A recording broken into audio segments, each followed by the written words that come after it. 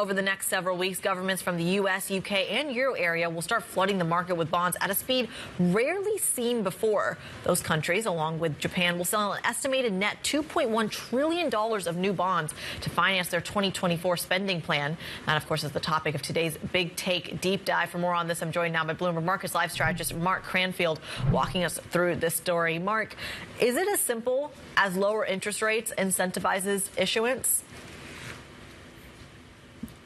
Not quite as simple as that, but certainly the people who are making the issuance, they will be very encouraged by the big appetite there was for bonds at the end of last year, especially with that amazing rally that we saw in November and December will certainly make corporates and governments feel a lot more easier about the number of issues they need to do. And as you see, the numbers are pretty big.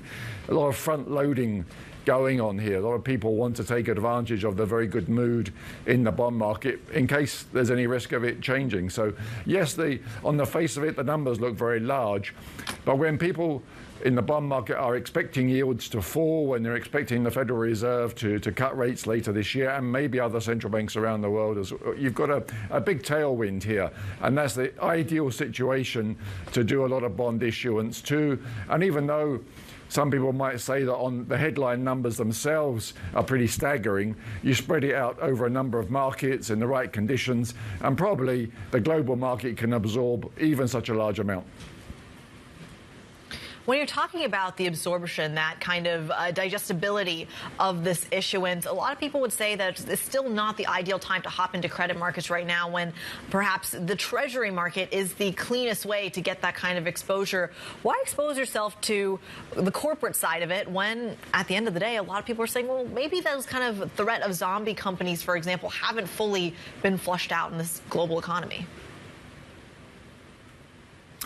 Certainly, if you want to do the work, if you want to do the credit work, it's a lot harder. I mean, looking at governments usually is a much cleaner way of doing that. But of course, you do also run risks in that area as well. For example, if we get a return of inflation, if people are wrong and inflation is not heading lower, that will certainly hit government bonds a lot quicker than it would in the corporate sector.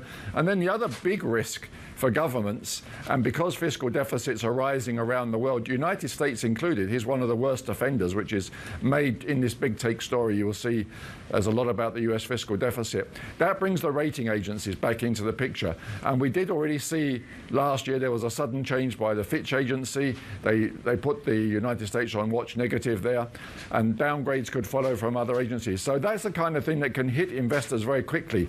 And it's usually much more painful in the government sector, and it can come out of the blue.